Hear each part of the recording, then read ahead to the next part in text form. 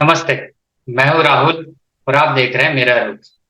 Management ज्ञान series के एक और एपिसोड में आपका स्वागत है।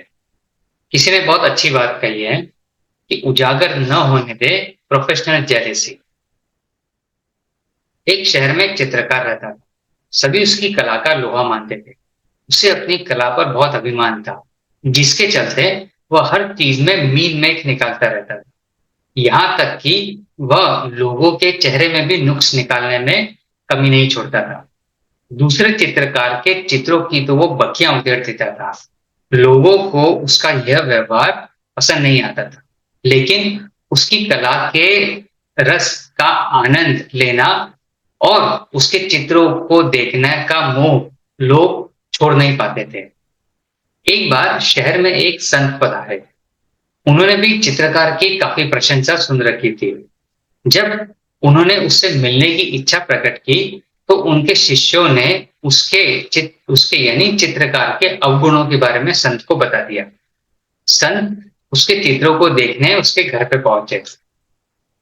वह अपनी कलाकृतियां दिखाने लगा। संत पहले चित्र के पास रुके और बोले, इस चित्र में तुमने नाक ठीक से नहीं बनाई है।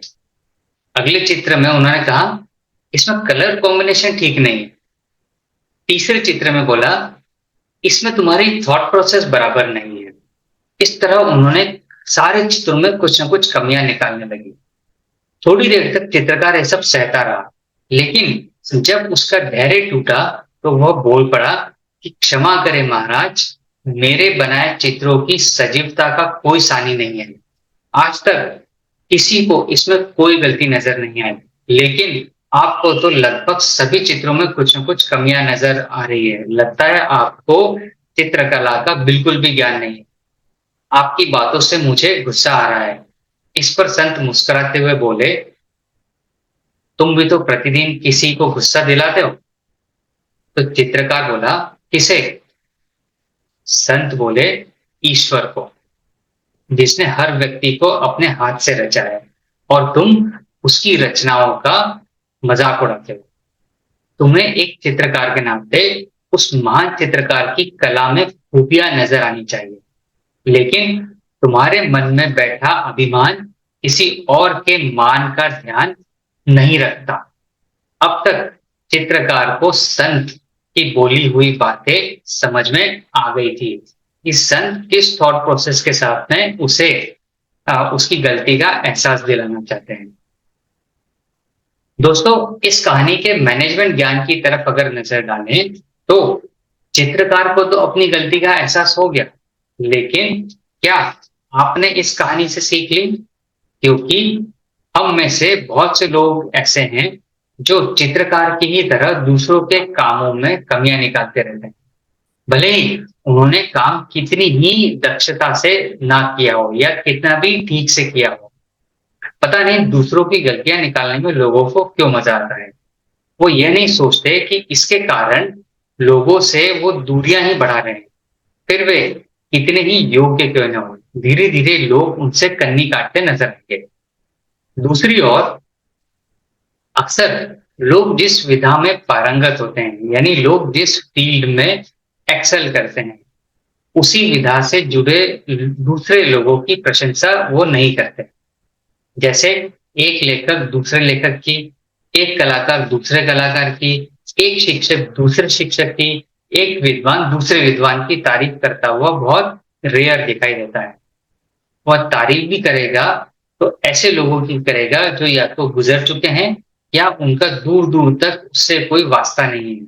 जिसे वह जानता है, उसका जिक्र होने पर वह श्वान देखे श्वान घुर्राए, यानी एक कुत्ता दूसरी गली के कुत्ते को देखकर जैसे घुर्राता है वाली प्रवृत्ति में नजर आते हैं, यानी उसकी बुराइयां करने लगता है। यह प्रवृत्ति गलत है। ऐसा करने से आपको ही सम्मान कम मिलेगा या आपका ही सम्मान घटेगा, क्योंकि लोग आपकी बातों को प्रोफेशनल जेलेसी या व्यावसायिक ईर्ष्या मानकर उस पर ध्यान नहीं देंगे। व्यावसायिक प्रतिस्पर्धा के चलते यह जलन स्वाभाविक है, लेकिन तभी तक जब तक यह व्यावसायिक प्रतिस्पर्धा की सीमा में रहे। लेकिन यदि आप सीमा तोड़कर अपने प्रतिस्पर्धी की खूबियों की भी बुराइयां करने लगते हैं, तब यह आपकी छवि को ही खराब करता है और लोग आपके सामने भले ही कुछ न कहें, पीठ पीछे वे आपकी हंसी ही उड़ाएं। इसलिए जितना जल्दी हो अपनी इस आदत को बदल लें। इसका सबसे अच्छा तरीका यह है कि जब भी आपके प्रतिस्पर्धी यानी आपके कॉम्पिटिटर के बारे में कोई बात चल रही हो, तो आप कुछ कहने के बजाय चुप्पी साध लें या अगर कोई आपसे आपकी राय ले, तो आप उस बात को टाल जाएं। यानी किसी भी हालत में अपनी प्रोफेशनल जेलेसी को उजागर ना होने दें या अगर आप ट्रू ओपिनियन देना चाहते हैं, तो फिर उसकी जो खूबियां हैं, उसकी मन से दिल खोलकर तारीफ करें। तभी लोग आपको एक मैच्योर इंसान के रूप में देखेंगे।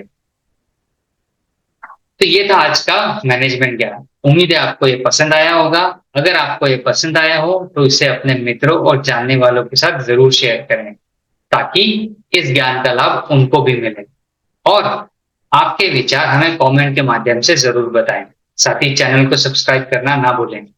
मिलेंगे आपसे अगले बुधवार सुबह 8 बजे एक नई कहानी और एक नए मैनेजमेंट ज्ञान के साथ। तब तक अपना और अपने अपनों का ख्याल रखिए। धन्यवाद।